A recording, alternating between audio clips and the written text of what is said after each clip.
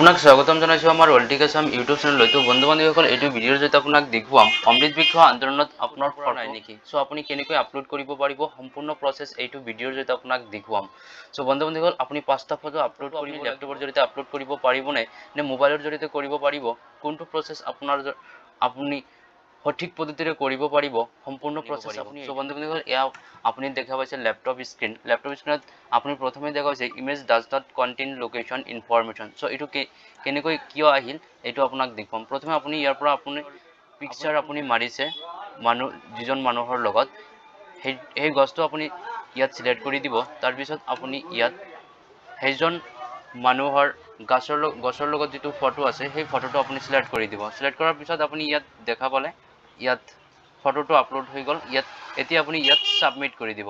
Submit কৰাৰ পিছত আপুনি ইয়াত লোকেশ্যন ইনফৰমেশ্যন। সো এতিয়া আপোনাক জনাই আছো যে ল্যাপটপৰ জৰিয়তে আপুনি আপোনাৰ অমৃত বৃক্ষ আন্দোলনৰ যিটো ফটো আপুনি মোবাইল দি কেপচাৰ কৰিছে আৰু সেইটো হোৱাটছআপৰ মাধ্যমেৰে আপুনি ইয়াত আপলোড কৰিব বিচাৰিছে, বা হোৱাটছআপৰ মাধ্যমেৰে আপুনি প্ৰথমে আপোনাৰ ডেস্কটপত আনিছে, তাৰপিছত ইয়াত আপলোড কৰিছে, সেইটো ইয়াত নহ'ব।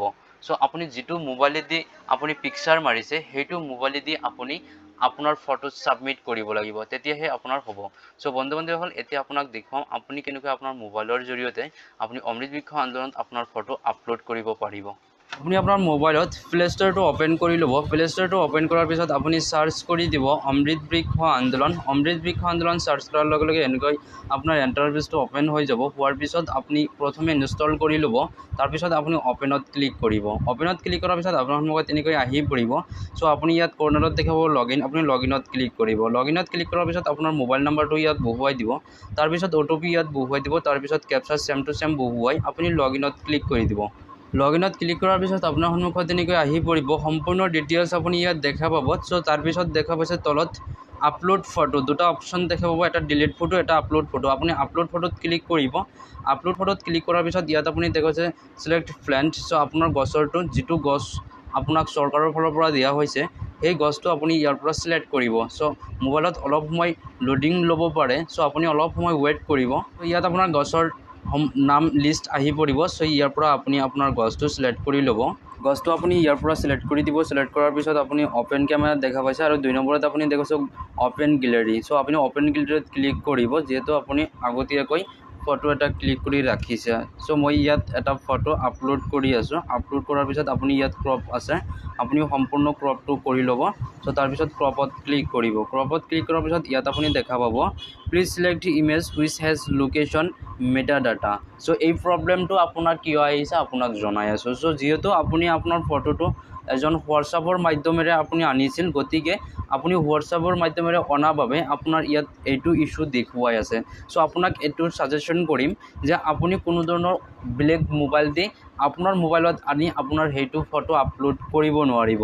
সো যিটো মোবাইলেদি আপুনি ফটো ক্লিক কৰিছে সেইটো মোবাইলেদি আপুনি ফটো আপলোড কৰিব লাগিব। সো আপুনি ইয়াৰ কাৰণে এইটো ইছ্যু আপুনি দেখা পাব। সো এতিয়া কেনেকৈ আপুনি আপোনাৰ ফটোটো আপলোড কৰিব সেয়া আপোনাক দেখুৱাম। গছটো আপুনি ইয়াৰ পৰা সিলেক্ট কৰিব। সিলেক্ট কৰাৰ পিছত আপুনি অ'পেন গেলেৰীত ক্লিক কৰিব। অ'পেন গেলেৰীত ক্লিক কৰাৰ পিছত আপোনাৰ যিখন মোবাইলেদি আপুনি অনলাইনটো কৰি আছে বা এপটো ডাউনলোড কৰিছে সেইখন মোবাইলেদি ফটো উঠোৱা যিকোনো আপোনাৰ ফটো যিখন উঠাইছে সেই ফটোটো আপুনি ইয়াৰ পৰা সিলেক্ট কৰিব লাগিব। সো মই ইয়াত ফটো এটা সিলেক্ট কৰিছোঁ। ইয়াত সম্পূৰ্ণ ক্ৰপ কৰি ল'ব। ক্ৰপ কৰাৰ পিছত ক্ৰপত ক্লিক কৰিব, অন্যথা আপোনাৰ ক্ৰপ নহ'ব। সো তাৰপিছত আপুনি ইয়াত দেখা পাইছে কোনো ধৰণৰ ইছ্যু আপুনি ইয়াত দেখা পোৱা নাই। সো তাৰপিছত আপুনি আপলোডত ক্লিক কৰিব। ইয়াত আপুনি দেখা পাইছে ফটো শ্ব' কৰিছে। শ্ব' কৰাৰ পিছত আপুনি আপলোডত ক্লিক কৰিব। আপলোডত ক্লিক কৰাৰ পিছত অলপ সময় ৱেইট কৰিব, লোডিং হৈ আছে। সো ইয়াত আপুনি দেখা পাইছে image has been uploaded successfully Euro plant ID আপুনি ইয়াত দেখা পাইছে। এইখন আপুনি স্ক্ৰীনশ্বট মাৰি ৰাখি দিব, পৰৱৰ্তী সময়ত আপোনাৰ এইটো প্ৰয়োজন হ'ব পাৰে। সো বন্ধু বান্ধৱীসকল, এনেকৈ এনেকৈ আপুনি অমৃত বৃক্ষ আন্দোলনৰ যিটো আপোনাক 5টা 6টাকৈ গছ দিয়া হৈছে সেই গছৰ ফটো ইয়াত আপুনি আপলোড কৰিব পাৰিব। সো বেলেগ বৰ্তমান এটা ফটো আপলোড কৰা হ'ল, আপুনি 5টা ফটো আপুনি ইয়াত আপলোড কৰিব লাগিব। সো 5টা ফটো একে প্ৰচেছত আপুনি আপলোড কৰিব লাগিব। ঠিক একেদৰে আকৌ আপুনি আপলোড ফটোত ক্লিক কৰিব। তাৰপিছত আপুনি ইয়াত সিলেক্ট প্লেণ্ট আছে, সিলেক্ট প্লেণ্টত ক্লিক কৰিব। সিলেক্ট প্লেণ্টত ক্লিক কৰাৰ পিছত আপুনি অলপ সময় ৱেইট কৰিব। কি কৰিছে আপুনি গছটো সিলেক্ট কৰি ল'ব। কোনটো গছ আপোনাক চৰকাৰৰ ফালৰ পৰা দিয়া হৈছে সেই গছটো আপুনি ইয়াৰ পৰা সিলেক্ট কৰি ল'ব। তাৰপিছত ফটোখন আপলোড হৈ যাব। আপুনি অলপ সময় ৱেইট কৰিব, আপোনাৰ সন্মুখত ফটোখন শ্ব' কৰিব। তাৰপিছত আপুনি আপলোডত ক্লিক কৰিব। আপলোডত ক্লিক কৰাৰ পিছত আপোনাৰ ছাকচেছফুলি হৈ যাব। চ' আপুনি অলপ সময় ৱেইট কৰিব। চ' ইয়াত আপুনি দেখা পাইছে image has been uploaded successfully, Euro plant ID is, আপুনি স্ক্ৰীনশ্বট মাৰি ৰাখি দিব, পৰৱৰ্তী সময়ত আপোনাৰ প্ৰয়োজন হ'ব পাৰে।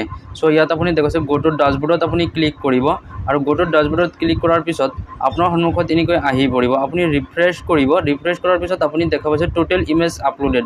ইতিমধ্যে 2টা ফটো আপলোড কৰা হৈছে। আপুনি মুঠ 3টা ফটো একে প্ৰচেছত আপলোড কৰিব লাগিব। চ' যদি আপুনি কোনো ধৰণৰ ফটো ডিলিট কৰিব বিচাৰে, চ' ইয়াৰ পৰা আপুনি ডিলিট কৰিব পাৰিব। চ' ডিলিটেড ক্লিক কৰিলে আপোনাৰ সন্মুখত ডিলিট কৰাৰ ফটোখন, যিটো ফটো আপুনি ডিলিট কৰিব বিচাৰে সেইখন ফটো ইয়াত শ্ব' কৰিব। চ' যদি আপোনাৰ প্ৰয়োজন হয় যে এইখন ফটো মই ডিলিট কৰিম, তেতিয়াহ'লে এই ডিলিটত ক্লিক কৰি আপুনি ফটোখন ডিলিট কৰিব পাৰিব।